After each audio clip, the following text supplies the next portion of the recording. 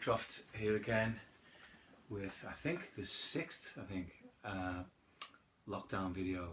6 weeks of doing these, so I don't know how many weeks we're into now. It must be I don't know, 12, 13 maybe perhaps. Anyway, I hope you're doing well. I hope you're having a lovely Sunday, or whenever you're watching this, if you're catching up with this at some other time. And I hope staying safe, obviously, and that you're not going too crazy with not being able to gig and stuff like that. These have become like gigs, haven't they, really, for people?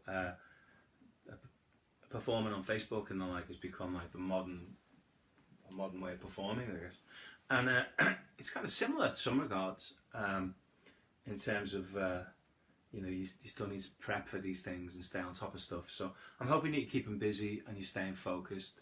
I've got some thoughts about that, but maybe we'll deal with that in a moment. What I'd like to do, if I may, to begin, is to play a tune. Just wait for a few guys to come online. So this is a completely new piece, written this week, I believe. I think I maybe started it last week. Yeah, probably started it last week. But finished this week anyway. And I sent it off to my friend Mark Rose, who's an amazing upright player. He's an incredible guitar player as well, actually. And he's really he's pulled out all the stops, as I'm sure you'll agree when you hear this. So this is a tune called King and Queen Beats 19, with a cryptic title there, which maybe I'll explain to you one day what that means. So it's a gypsy bossa, kind of in the style of the Rosenberg trio and those kind of things. I was feeling upbeat as always, and it was really sunny out, and I thought, I'm missing Samoa. I don't know about you guys. Anyone who's into the Django Reinhardt style would be in France at this point in time, or certainly be on the way to going to France. And I'd probably be in a field somewhere full of beer, jamming Django tunes, having a great time with some of my friends from around the world. So anyway, this is my sort of way of channeling that spirit, as it were.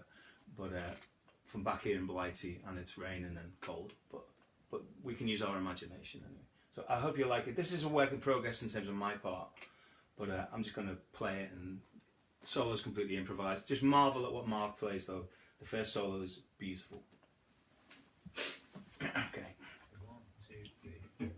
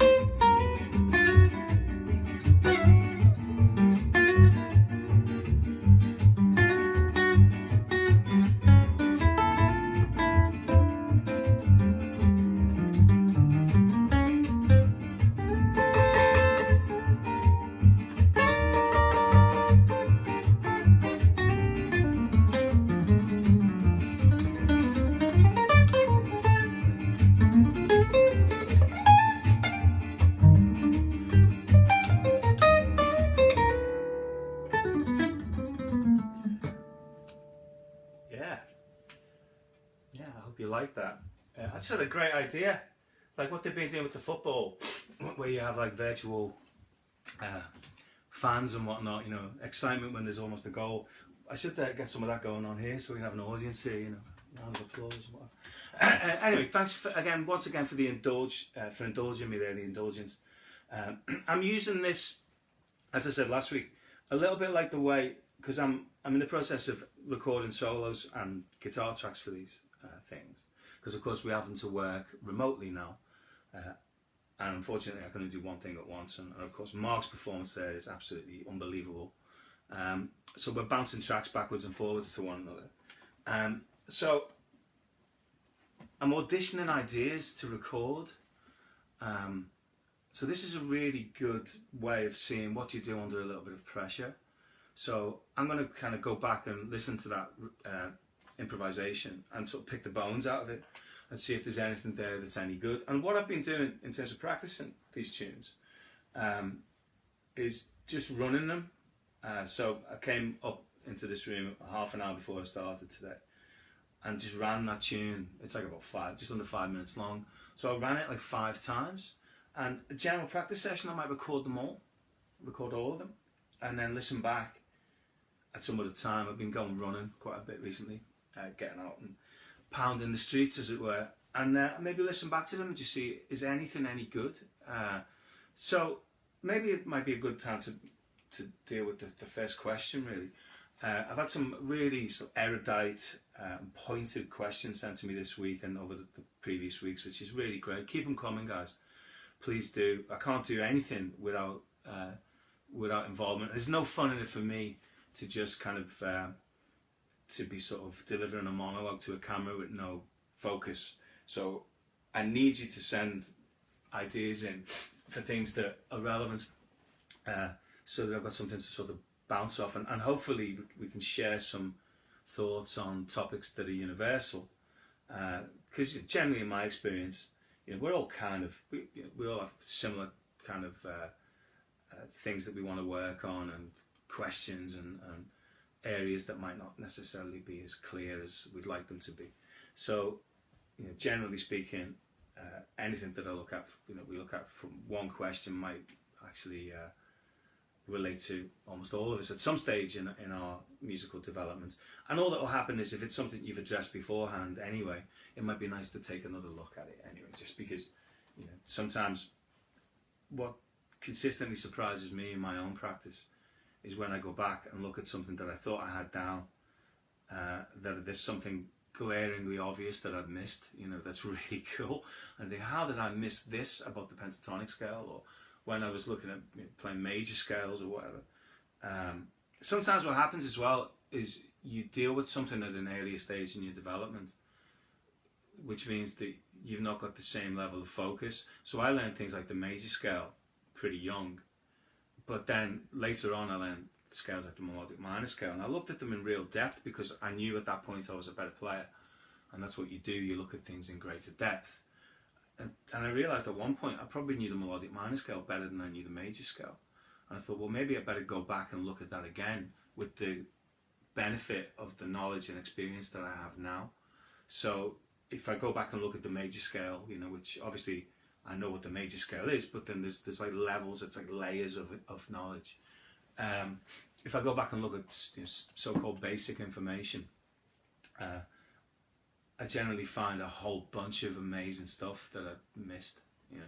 So maybe that might be something you might think about doing. And it's one of the best things about teaching, if I'm being fair.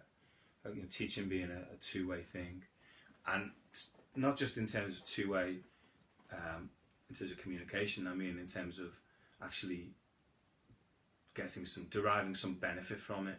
So I find the number of times when I'm in a lesson scenario, or teaching a class or whatever, and a thought occurs to me that I've not thought of before, and I think, right, okay, don't forget that, you know, and work on that in my own practice.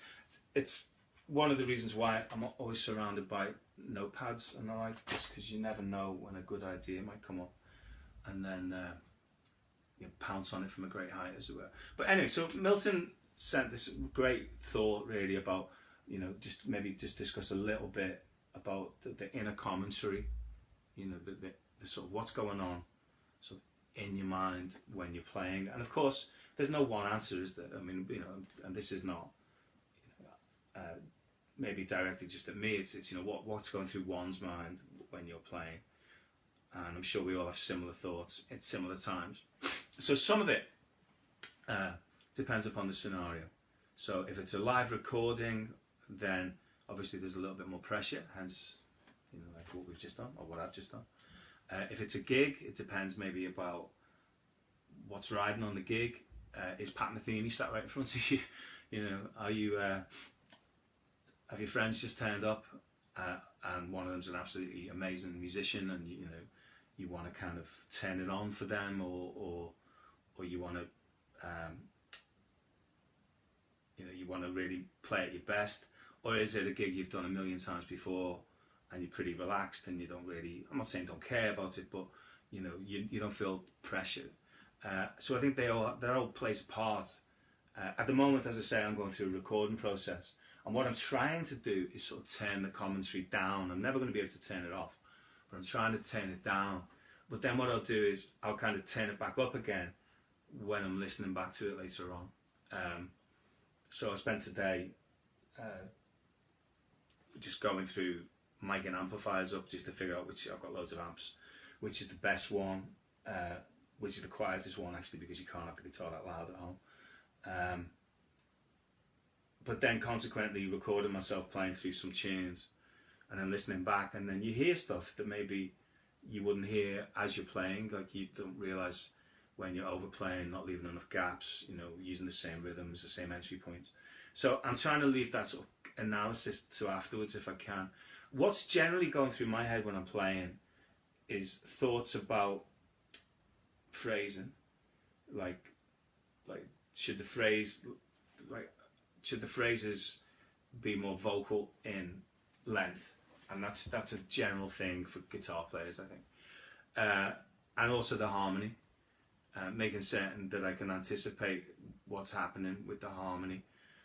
So there's something that I was doing which I'm really aware of as a conscious thing in that particular solo, where I was playing over the harmony in many instances earlier than it happened. So the changes, I'll use this as an illustration, right?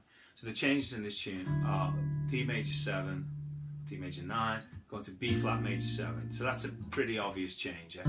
So if I keep playing D major against that, it's going to give me that, which is a nice sound, but it's not the sound that we want.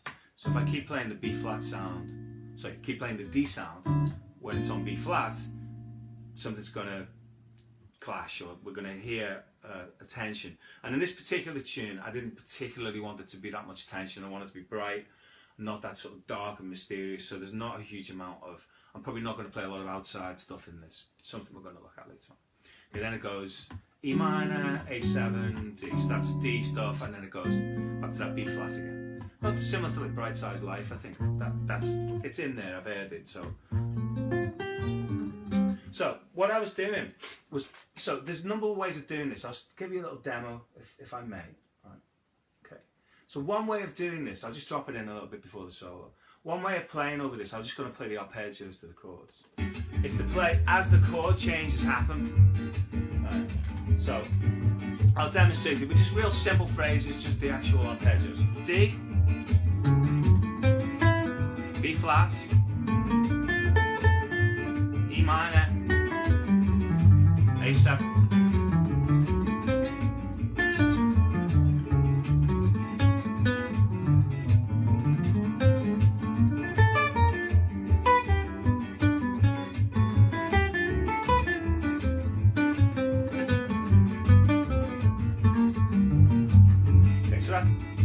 So of course that's not like a solo. I'm just practicing the arpeggios there. Now what's happening there is I'm changing dead on the change. It's going D, 2, 3, 4, D, 2, 4, B flat, 3, 4. Okay. Now something that is really quite nice to do is to change way ahead, right? So I'm going to do this. Here's the changes. I'm going to show you approximately where I might change. D, B flat, E minor, A7, D major, B flat. So way before. Okay, and that's going to sound like this.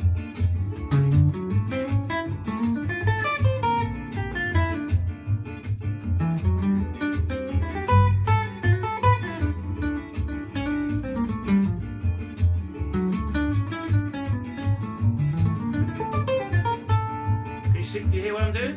So what's actually happening there is I'm imagining the next harmonic movement before it's happened. Right, so I'll be playing D, 2, 3, 4. Then I'll start playing this, and then the chord changes maybe 1 beat or 2 beats or 3 beats, you know. And one of the ways you can work on this is I can imagine that the chord changes are this: 1, 2, 3, 4, 1, 2, 3, 4, 1, 3, 4, 1, 2, 3, boom, 2, 3, 4, 1, 2, 3, 4, 1, 2, 3, 4. I can imagine that's happening. Or I can imagine it's going 1, 2, 3, 4, 1, 2, 3, 4, 1, 2, 3, 4, and so on. Or even earlier, 1, 2, 3, 4, 1, 2, 3, 4. I could do it as early as that. So I'm going to do like ridiculously early now. Oh, I took it back to the start. And it's like a form of playing outside, actually.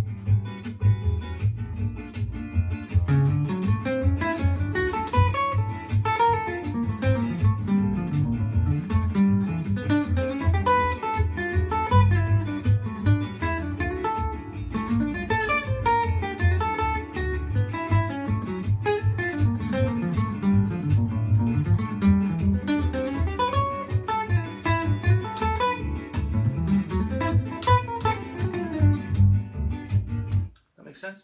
I hope that makes sense. So I'm actually playing over like the wrong chord, if that hopefully gives you something that you can practice. Now, of course, a lot of this is about intent, and we're going to cover this a little bit later on. Like if you play something that's deliberately in the wrong key, but you play it proud and confidently enough, you can make it work. So if I kind of hesitantly jump into B flat when it's the D chord, then we're going to sense, okay, there's something not right here, and it's not going to work, probably, I would think.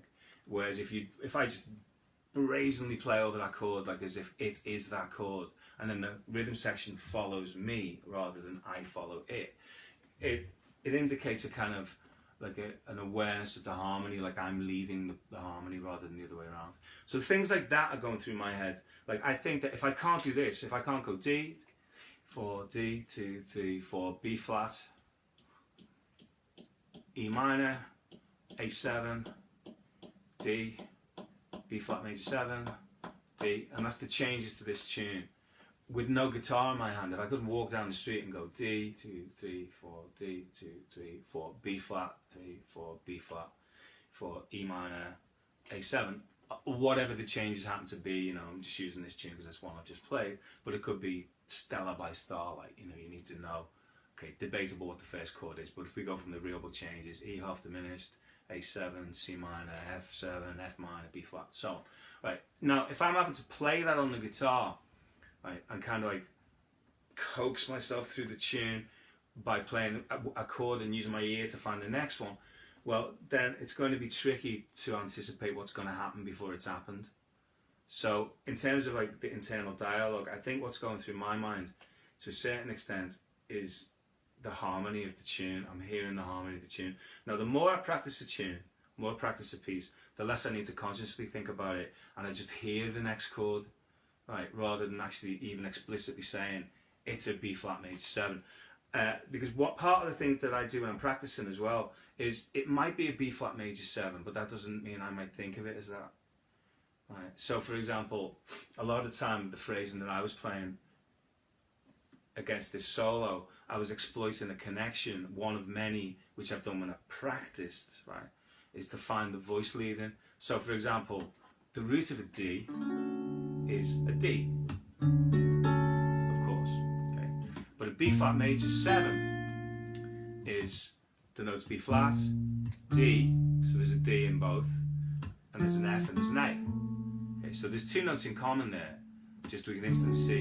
There's an A in this chord and there's an A in this chord. Or there's a D in this chord. And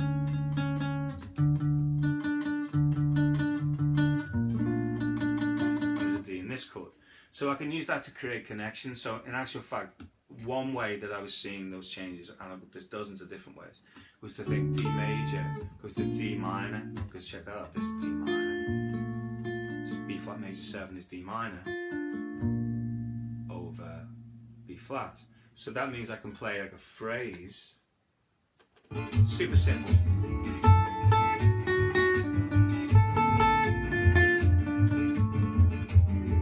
That goes from D major to D minor. So finding these pathways. So these are things that are usually done in advance, you know. And I'll write them out even if I have the benefit of being able to do it. And then I'll practice them, and then hopefully just hear them. But there's definitely a process of, you know, sort of intellectually understanding what's happening with the piece, then being able to hear it, then figuring out some options. You know, we're going to talk about some of these kind of things today, and we've talked about loads of different options. 2-5-1s happen. How many times in jazz does a 2-5-1 happen? Yeah? Or in any music, you know, you hear 2-5-1 in, you know, Manic Street Preachers songs and the Beatles, and you know, you name it. It's everywhere. Yeah? So intellectually, be able to hear it. I think another thing that is beneficial for me, I think helpful for me, is I spent a serious amount of time playing bass. Played electric bass probably before, electric guitar actually. And I've been playing a lot of bass recently, just exploring electric upright. But it means that I kind of hear the harmony from a bass note perspective. I've always been able to do it, and it's something I think is really good to do. So I practice things like the bass line to the tune. It doesn't matter what it is. So every tune that I play, that I've learned, I know what the bass player will be playing because, you know, I've practiced it, you know. And I can hear that. I can hear the bass movement, and you can do it too if you practice it. So I think being able to hear and sing the bass line, you know, if I can hear that we've got this,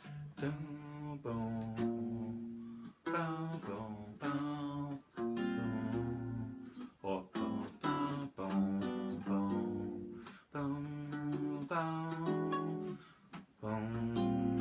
that's what the bass lines do. So that's present, you know. And then, you know, a lot of it is just working through it, you know. So I'll do things like where I'll just play all the arpeggios to every chord, or figure out what the pentatonic options, what's the scale options, where are the chromatic notes. And that's not necessarily about talent, that's just work. That's just, you know, I often use that expression, punching the bag, you know. Making certain that you've got your sort of improvisational ducks in a row. And there's a difference between like how I might play on a tune that I've spent some time with, or if you just stick a bunch of changes in front of me and hit the go button. Because if I've spent time, then I will have found out some of those connections, like there's a D and there's an A in both of those chords, and there's music that can be made from those perspectives. So, you know, you can kind of make that work. You know. But anyway, so I'm hoping that maybe addresses or gives some thoughts. I mean, I'm sure there's no concrete answers here. But that idea of phrasing as well, rhythmic phrasing, is something I need to be aware of. There's a great Gary Burton video where he talks about it, where he talks about, you know, be aware of, are you overplaying? Are there too many notes? Are there not enough? Is it too loud? Is it too quiet? Is it intense? Is it exciting? In this instance, there's a definitive length to the solo, because I'm playing to a recording, of course. Now, in a gig situation, I could go around as many times as I want, but I've got this idea from Gary Burton where he says it's good to have a kind of a plan at the start, so to sort of say, okay, I'm going to go around twice, because then you know where to build the peaks and you know where you're aiming for, and you're not ending on all the ideas that suck, you know, rather than the other concept of I'm going to just keep playing until I blow it, and then I'm bombing and all the ideas are running out, and then I'll pull the ejector seat, you know, which is not really a strong strategy, because you really want to end on strong ideas, or you want to find a way to connect back to the melody or whatever it might be. So things like that, you know. So one of the things I'll be working on in a recording will be thinking, okay, how am I going to get back to the melody in a connected way, so it doesn't just sound like I've just dropped in, you know, cut with, you know, in Logic or whatever, and drop the melody in. So things like that, and I'll practice it, you know, how many different ways can I get back to that first, you know, to that melody note whilst playing over that B flat, because that's what happens before it, and then it goes to that, you know. So I've got to find a way to connect those notes together, or whatever, you know. And I'll practice things that do that, that exploit that connection, and audition them until I find something that works. You know, as I said last week as well, it's helpful to have people to bounce ideas off, because sometimes you're not best placed to judge when you've got it in a recording scenario. So I very often enlist the help of friends, you know, to come around and hit record, so I can just play. my mate Andy's really great guitar player, and he's discerning, you know, so if something sounds good, he'll go, that's it, you know, leave that one alone, rather than you know, going in ever decreasing circles trying to keep going for something, you know. Anyway, so I'm hoping that is at least give you some ideas, if nothing else. Okay, so I'm going to move on to, like, I've got two main real topics today to really explore. One of them, a question from Tony, again, really insightful and intelligent questions, and he was talking about playing outside, like, so playing notes that don't belong in the key, and making that work. And it's sort of like having a strategy for it rather than it just being sort of like a random thing. And I've got some strategies, and some of them are, you know, they're well known, well used, well trodden, as it were, and some of them maybe a little bit less, but they're strategies nonetheless. And hopefully we go through that process of putting it in there, you know, punching the information in, as it were, and then we begin to hear them, so that when you play you can just use them, because it's something that your imagination can accept. Your imagination can actually materialize these ideas once they're in there. I found, for me personally, I couldn't imagine certain things until I played them, so it takes a certain amount of conscious effort to kickstart the subconscious in a way. So we're going to move on to this now. So everything I'm going to play in the next half an hour, probably 20 minutes or whatever, it's going to be based around D minor. So I've got a little bass and drum groove around a familiar kind of feel that you might recognise from tunes like So What and Impressions and all that kind of stuff. Although this isn't going to move, this is just going to stay on D minor.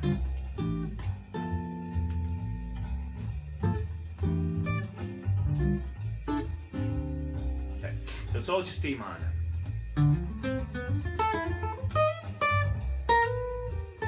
Okay, so I'm going to give you 5 different things that you can do to create a sense of outsideness, if you like. Okay, I'm going to start off with an interesting one. This is kind of, yeah, it's used a lot. It's used a lot, but it's not usually the first go-to, because you need to be quite brave. Okay. So I'm going to imagine that this is D minor, and in my world that's D Dorian, which is a D minor scale, but it's got major sixth, natural 9. So the beauty of this scale is all of the notes work really well. So the root sounds good, the minor third sounds good, the 5th sounds good, the 7th sounds good, the 9th sounds good, and the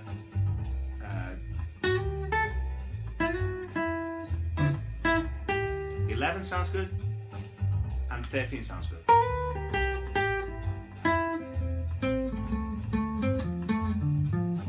Okay, so that's every note. That's the 7 notes of the scale spanned over 2 octaves, like all of the odd numbers, because 1, 3, 5, 7, 9 is the 2 an octave higher, so that's 1, 2, 3. 11 is the 4 an octave higher, and 6. 13 is the 6th an octave higher, so it gives us this.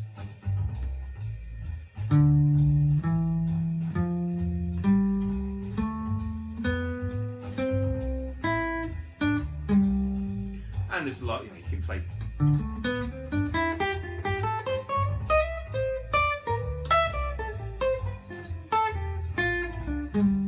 And the blues.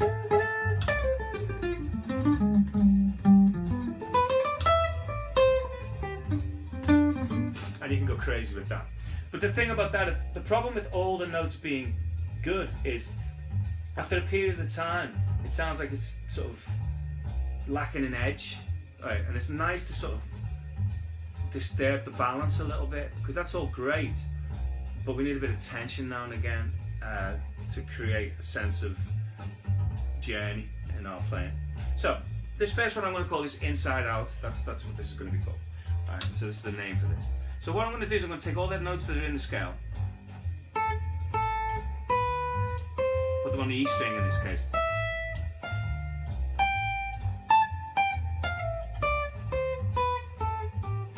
Okay. And what I'm going to do is I'm going to harmonise them with something that's not going to change. So maybe I'll use a major third.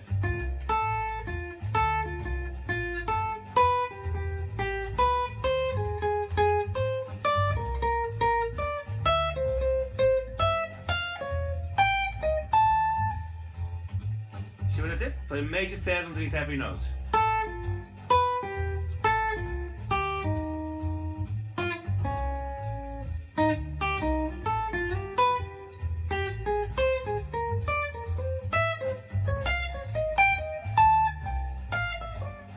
Maybe I'll put a major triad underneath it.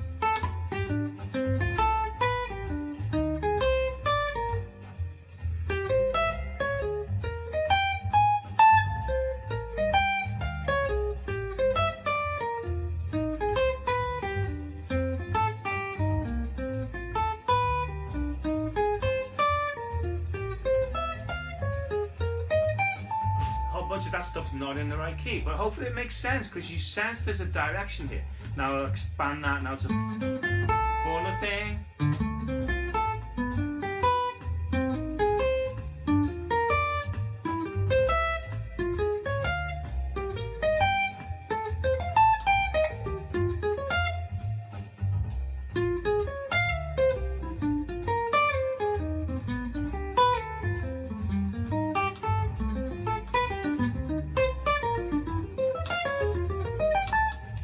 Real Pirelli with Grand thing, that.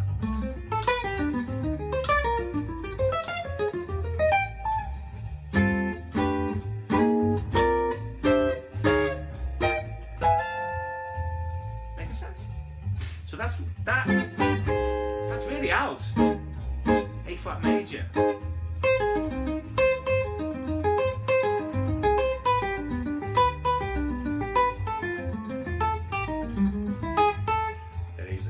Connection. Now, it could be anything. The idea could really be anything.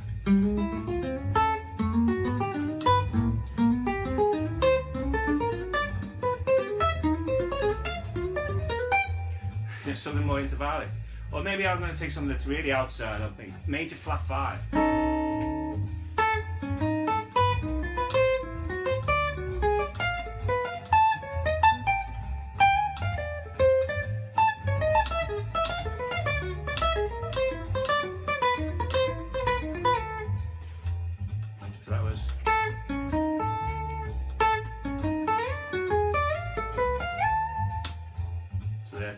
D minor triad,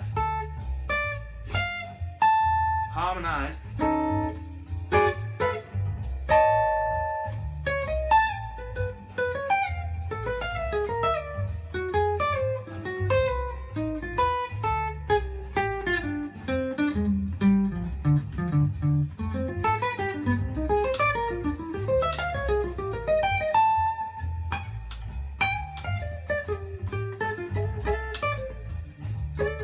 that's thing number one. So thing number one is take something that's inside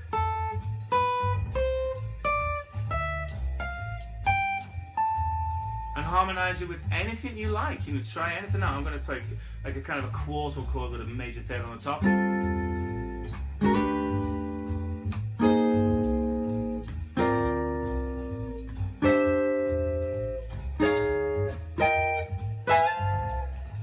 Cool, that one works. Okay, so that's thing number one.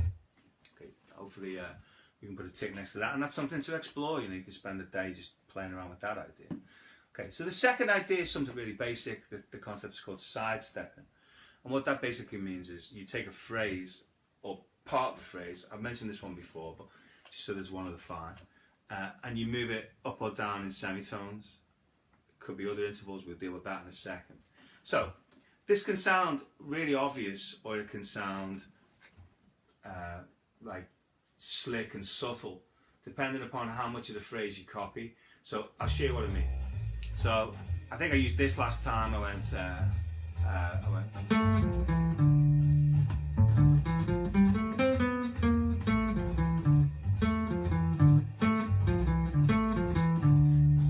4 note D minor phrase. I can move the whole phrase around.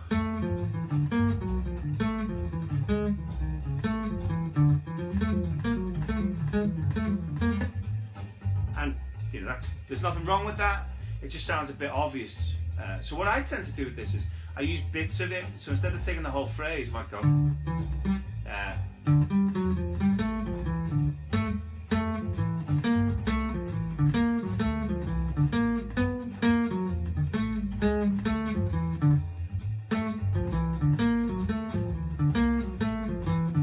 So there I just took the first 2 notes.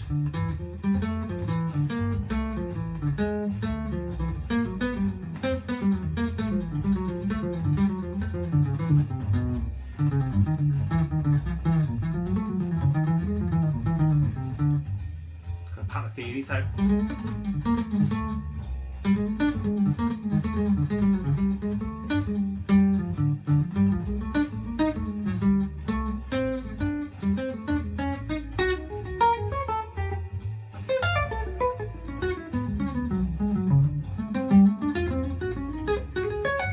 So there I'm in D minor. That's my phrase.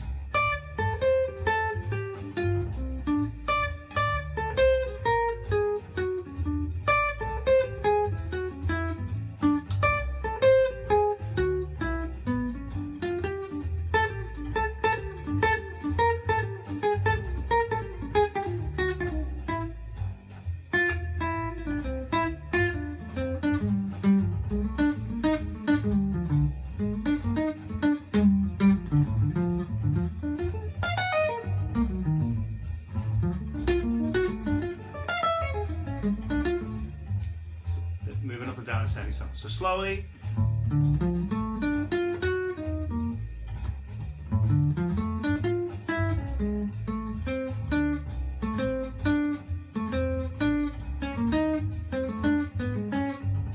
In fact, I think at one stage Tony in his message mentioned skunk funk, and there's a line in skunk funk that goes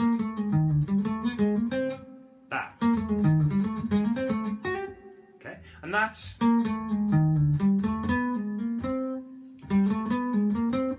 That's a sidestep phrase.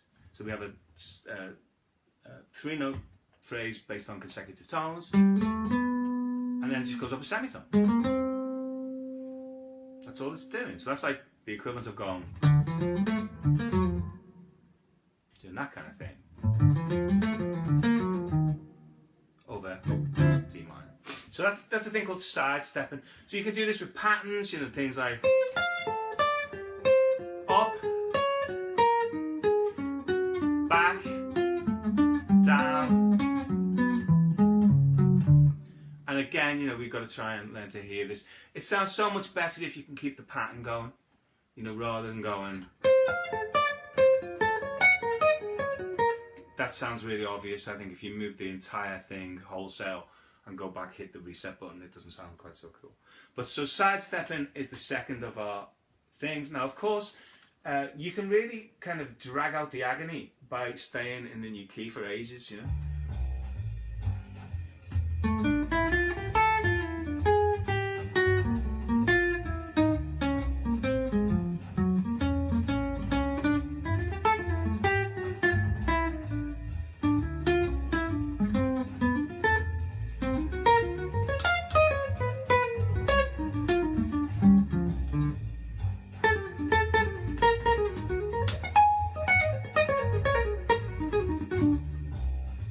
As long as you feel like staying in the key. Okay, so that's the second thing, so sidestepping. So first one is what I call inside out. Second one is sidestepping. Okay, now this third one is to do with, you can imagine like a phantom chord progression, right? So I'm going to imagine a 5-to-1 move. So in my mind, it's on D minor, of course.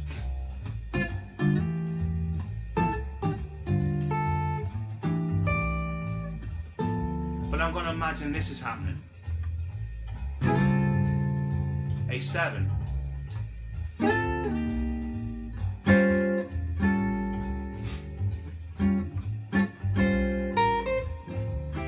Some stage resolving. So what I need to see is resolution, D minor.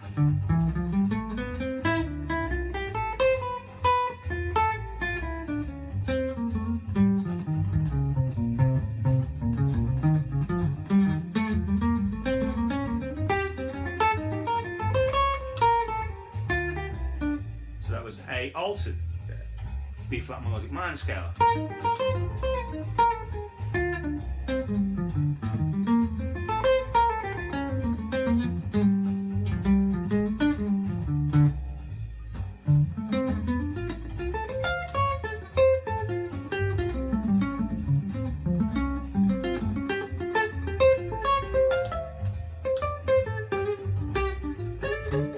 So I'm seeing this as a phantom A7,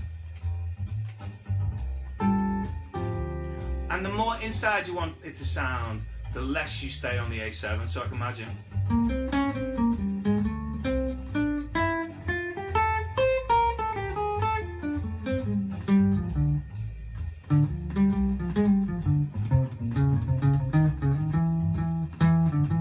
Or I can really stretch it out.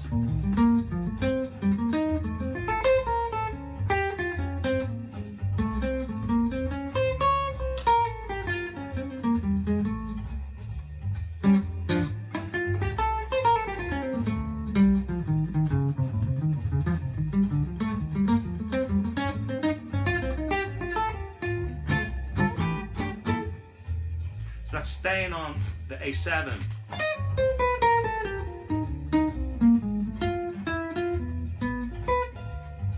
Go to D minor. Of course, you can stretch that out even further and go. And imagine it's going 2, 5, 1. So it's 2.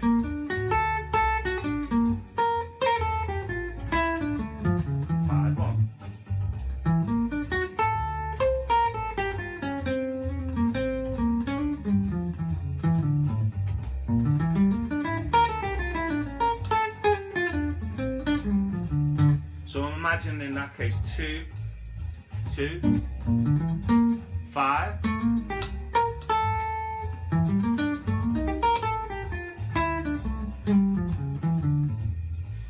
That's an option as well.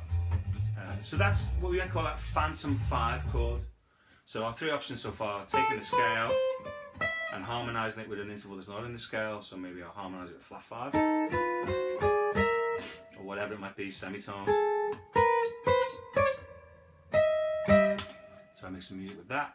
The second one was, what did I do the second one? Oh yeah, sidestepping, you know, that kind of thing. Okay, so the third one, of course, is 5, playing over an extended 5 chord, going to 1. By the way, this will all work for major and dominant as well. You know, I'm just using minor here, just because we have to pick one thing. So for brevity's sake, I'm just using minor, but you can do exactly the same thing with major. You know, resolving to major, and for dominant 7 as well, static dominant 7. Okay, so the fourth thing is a device. It's got many names. Some players call it motif cycling, some players call it like sonic shapes, or what's the other word? Yeah, just transpositional motifs. And there's a really good Michael Brecker lesson that you can probably find online. He's doing a masterclass. He's talking about Gary Campbell. He wrote this amazing book called Expansions. Gary Campbell from the University of Miami. And he was showing him this particular concept, and you can hear it's all over Brecker's playing. So the concept here is to take a phrase. So we find something, we latch onto something when we're improvising. All right, so I'm just going to play until I latch onto something that I like.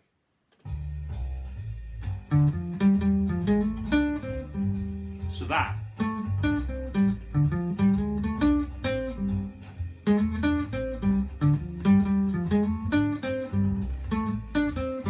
Okay, that, right, that's hit. It's like you've got a pedal and you've hit the, you know, grab. We grab that. And then we pick an interval. So we might pick in tones.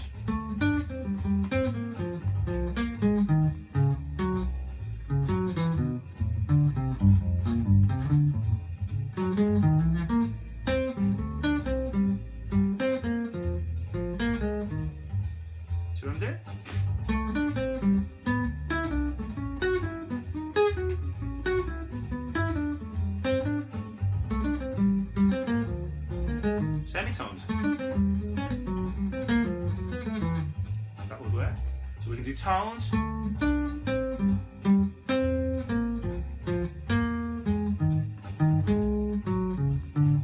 Okay. Then maybe we do minor thirds.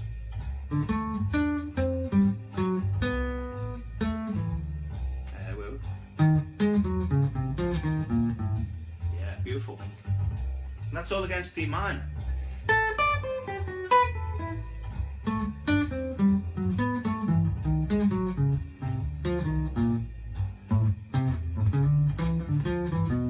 The beauty of these intervals is they will resolve. Or major thirds.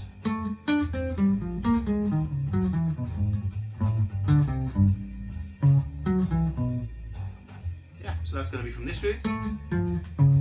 Yeah. Or up. And so on. So you can do these things going up or down. You could do perfect fourths. Well, my favourite is tritones.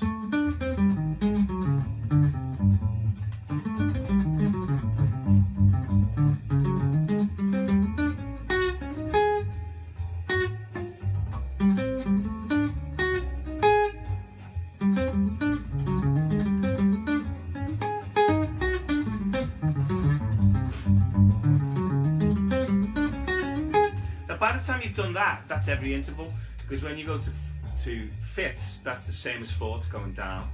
So the tritone is kind of the midpoint, and you've done every interval. And it could be anything that it doesn't. In this instance, I'm using. It could be anything, you know. It could be.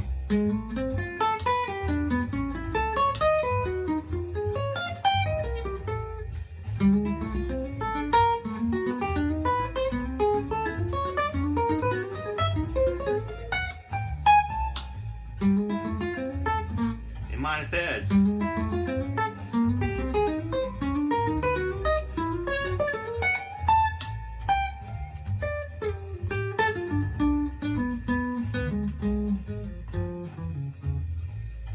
Yeah, so whatever you want to do. So that's the idea, is to use a motif and move it around. It's pattern based, but you know it can sound really effective. So that's 4 of the 5. So the 5th one is something I touched upon this a couple of weeks ago, but I think it's maybe worth mentioning again, and that is the idea of considering what's not in the tonality. So when we play D Dorian, and what's really great about this particular key is it's clear, D Dorian being like the white notes on the piano, C major scale. Yeah? So what that means is we've got the notes in the scale, and then we've got all the black notes of the notes that are not in the scale. When you play that together, it's an E flat minor pentatonic scale. That's what you get. That's why moving up a semitone is usually more successful than moving down, because it brings in all of the colour tones, brings in all of the notes that are not in the tonality. But a more kind of selective way of hitting these notes is to just pick each of the notes that are not in the scale one by one and incorporating that in some kind of triadic idea. So if I'm playing over D minor and I want to get the sound of an E flat, well, I could just play E flat.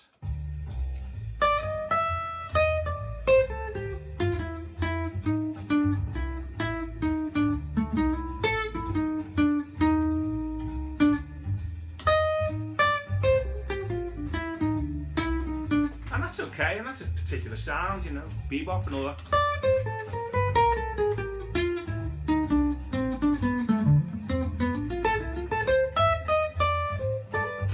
Cool. A nice way I like to do this though is to say, well, let's put that E flat in something else. Like it could be the minor third of a, in this case, a C minor, and I could imagine go.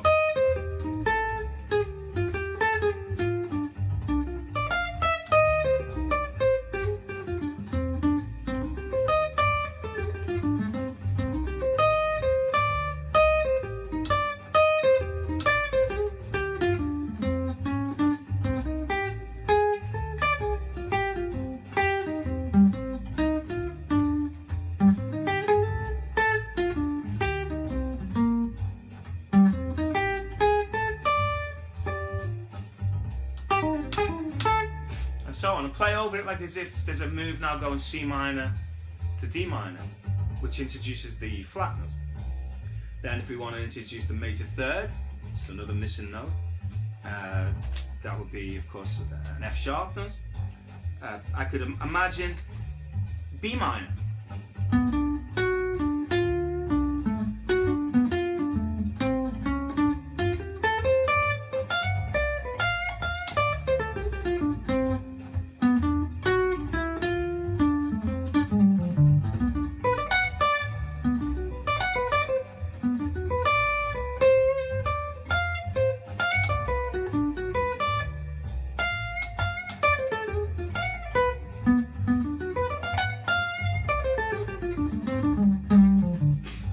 Brazenly.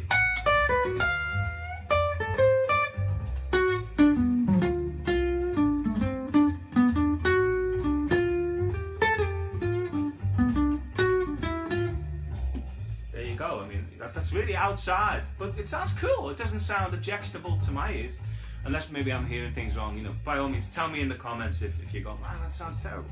Okay, what else we got? We got the flat 5, so that would be an A flat, and maybe I could do that as being an F minor.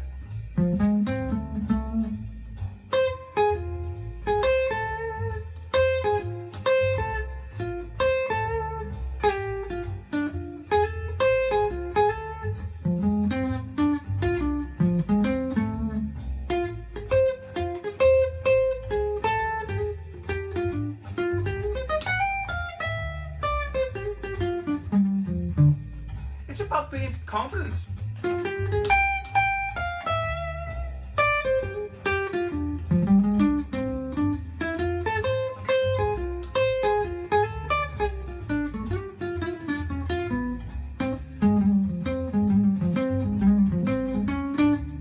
Okay, that's 10 of the 12 notes, I believe. We're now left with the flat 6, and with that we could maybe see that as being G minor. That kind of sound, you know.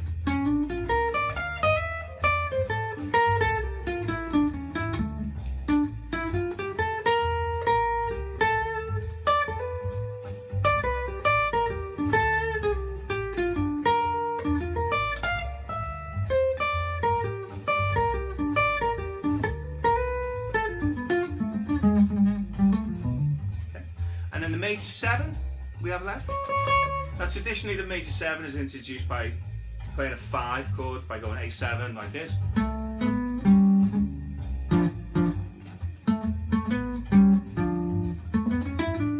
I like a kind of a double whammy of playing a minor triad off the major 3rd.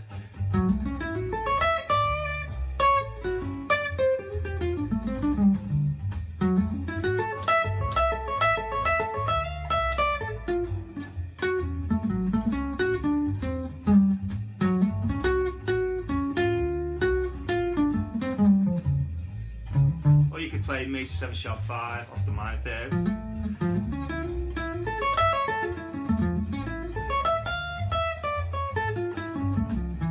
That's kind of like more inside, I guess.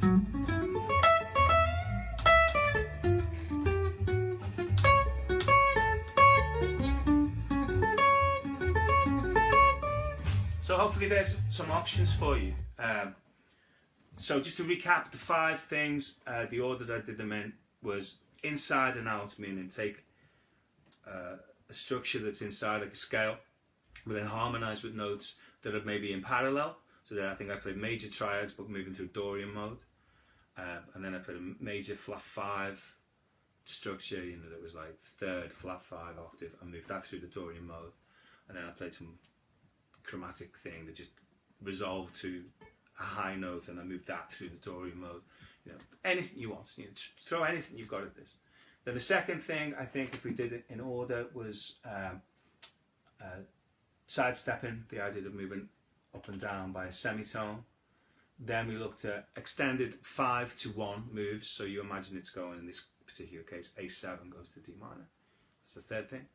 The fourth thing would be taking a motif, a little part of a phrase, and moving it through like transposing it through a set of intervals. I mean, there are loads of other choices, by the way. I mean, a common one is to just imagine a chord progression. People often call these things like the Coltrane changes and whatnot. But essentially what you're doing is you're setting something up that resolves. Right? So if you do something that moves in tones, in 6 steps, it's back where it started. If you do it in major thirds, in 3 jumps, it's back where it started. Minor thirds, it takes 4. So tritones, it takes 2. And then the last thing that we looked at then a second ago is this idea of seeing a phantom chord sequence or progression that introduces notes that don't belong in the key. I've kind of gone through this in 3 ways. I've got triads that introduce 1 extra note. I've got triads that introduce 2 extra notes, and there's not that many of them, but they exist. Is triads where every note, all 3, don't belong in the key. So that's maybe like, that's the more outside sound, and that's something we could look at in future weeks if you're interested, if anyone has a kind of an appetite for this kind of stuff.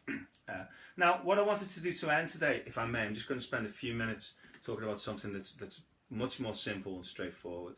I'm aware from the comments, which have been really supportive, so thank you guys, thank you so much for the amazing sort of outpouring of support. But some people, friends of mine, have commented, some of it, it sounds great, but I don't really understand a lot of it, right? Because, of course, the questions that I'm getting and some of the things we're talking about, they are sort of quite cerebral in places, and it's based around sophisticated, in some instances, sophisticated approaches to improvising. And if you're new to improvising, then it might be good to get some bedrock things in place to begin with. So I just wanted to give you a topic to explore, and the topic is what I'm going to call plurality. Right? So plurality, of course, as we know, means something that might have more than one use or more than one meaning. Like the word pitch. If we're talking about music and we use the word pitch, we assume, of course, that pitch means the note, the tone, where that sits on a stave, for example. Is it high or low register? But of course, pitch could mean a football pitch. It could mean a pitch like an advertising pitch. It could mean pitch like the substance, like tar, like that kind of thing.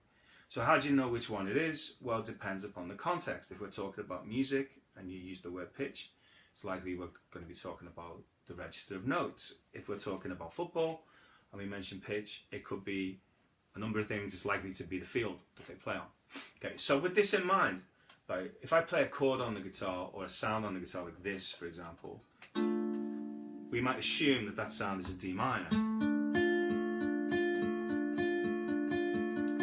And it is. But it could also be a B flat major 7.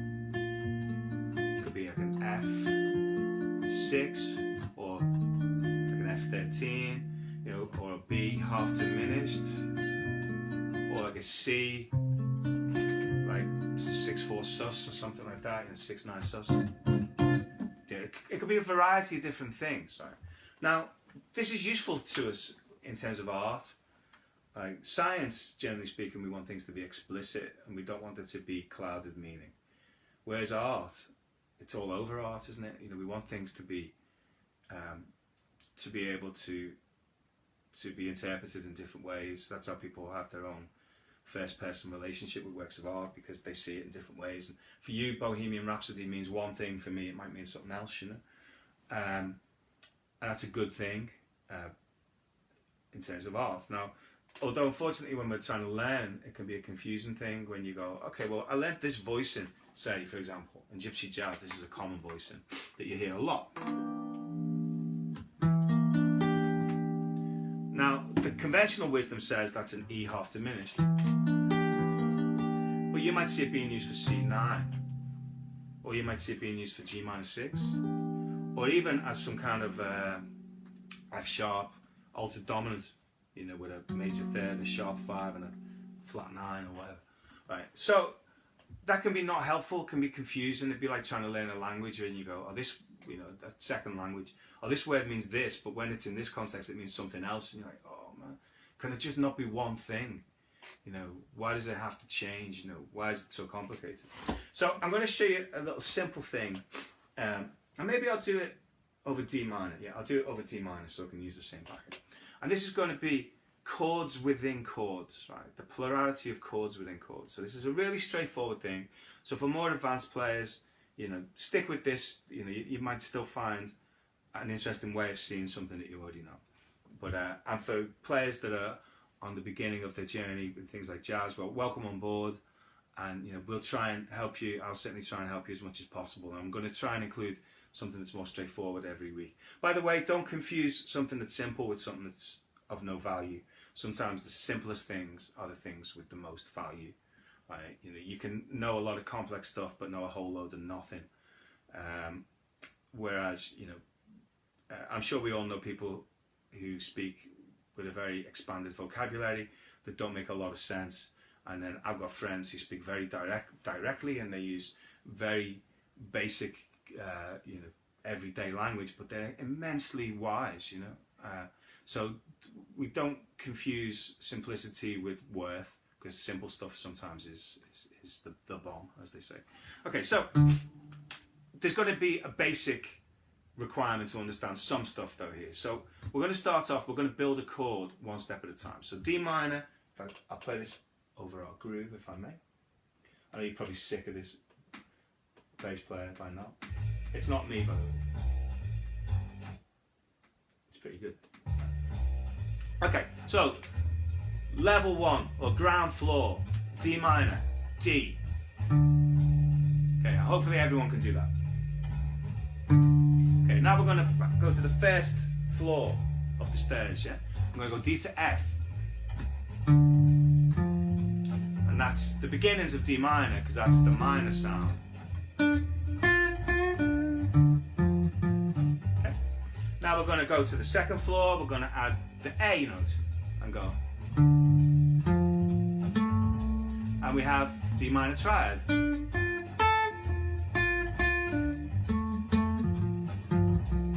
So at the moment, I'm going to imagine that that's like the smallest thing that we can see, right, is a triad. Although, in actual fact, there's two different distances here. The distance between D to F is minor, it's a minor third,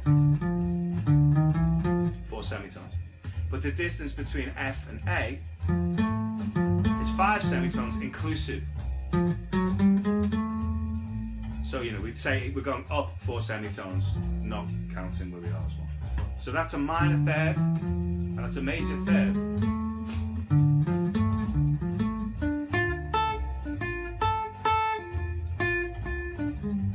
Okay, so now I'm going to go to the fourth layer, or fourth level.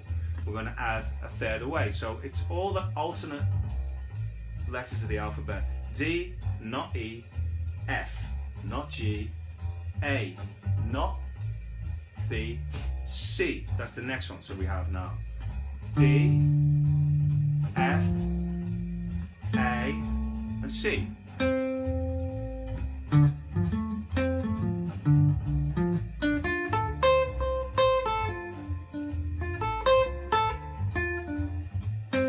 And that's a minor 7. And I'm sure I'm hoping that that's okay. Right? But okay, so this is what I mean by plurality. There's now 2 triads happening here. We have D, F, and A.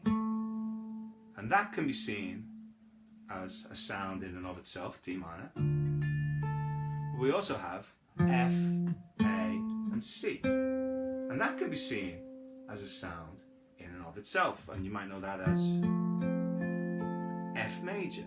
So could we see this chord as a D minor and an F with a D underneath it? And the answer to that is yes, here's an F.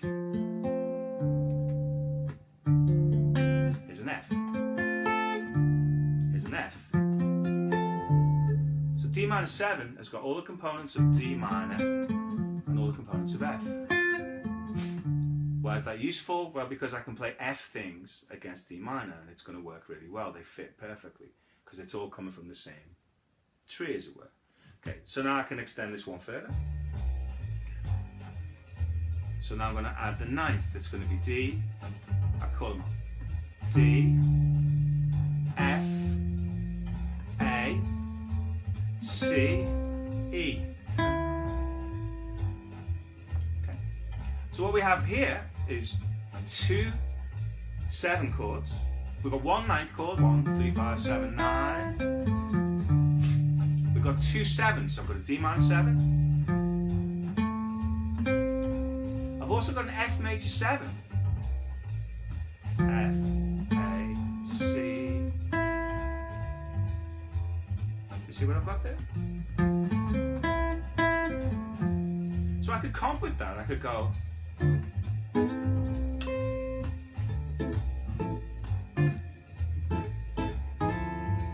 I'm playing F major 7.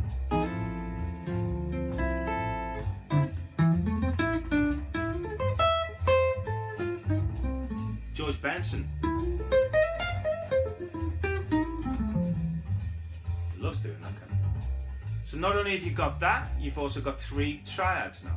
We've got D minor, you've got F major, F, A, C, and you've got A minor. So A minor lives inside, like a Russian doll lives inside D minor 9. And that's how guys like Elton John can play things like A minor pentatonic.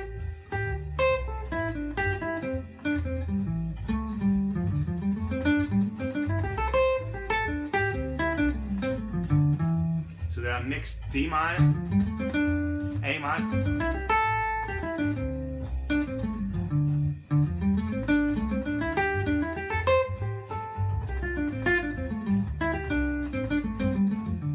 Mixing in that case 2 pentatonics, which one's D minor, A minor.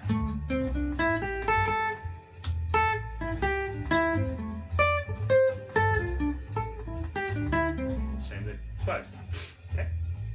And if we keep going, you're going to find all of these chords inside D minor. So for now I'm going to do this from the root, the 3rd, the 5th and the 7th, but we can keep going actually and go from the 9th and the 11th and 13th. But what we're going to get is a kind of a set of chords like so. So within D minor Dorian, we've got D minor, D minor 7, A, F major 7,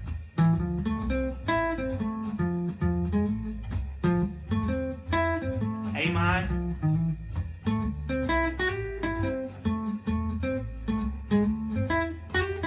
C major,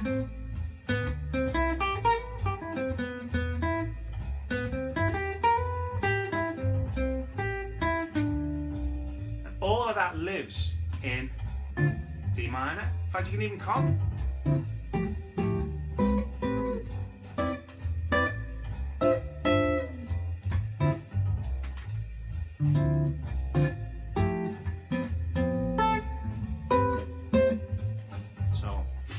So there I was playing D minor 9, F major 9, A minor 9, C major 9, D minor 9.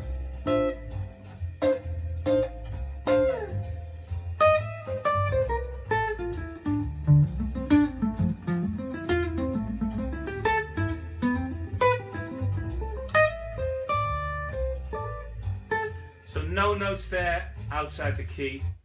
So I'm hoping that this makes sense. So this is a way of, if I see D minor, the only option is not just D minor. I could also see F major type ideas, A minor ideas, and C major ideas, and a whole bunch more as well.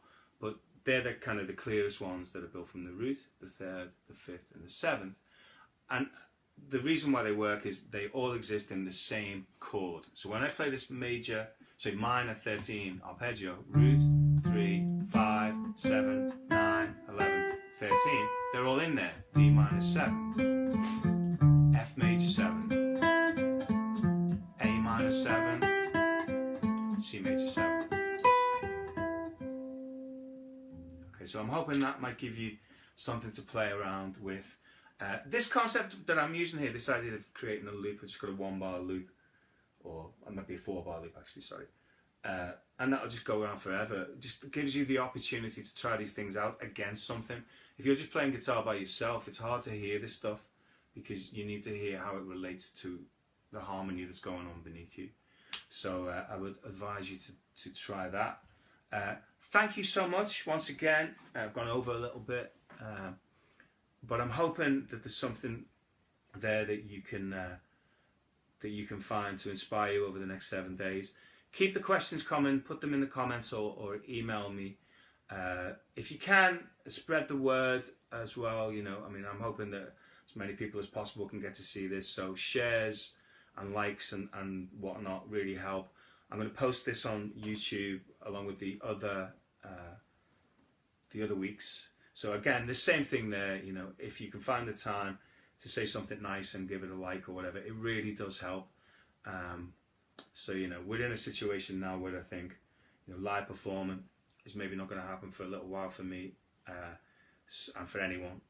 So we have to try and find other ways, and one of those ways is to go online. So I'm hoping that not only is this great for me because we get to share some good ideas, but it serves as a way to sort of get my music out to other people, so that people will hopefully listen and receive gratefully the music that I make, and I can afford to make some more. You know? So yeah, if you can hit those buttons, I would be most grateful. Keep the questions coming, please. I've got some interesting things in the pipeline for next week about rhythm. So Paul, I did hear you. You know, hang in there. We will get around to it. So have a great week. Have a great rest of Sunday if you're watching live. If you're not, have a great day, whatever day it is. Yeah, keep playing, keep practicing. Yeah, music's good. It's good for everyone, man. It's good for the world. We need it right now. So take care of yourself, and I shall see you same time next week. Oh, thank you.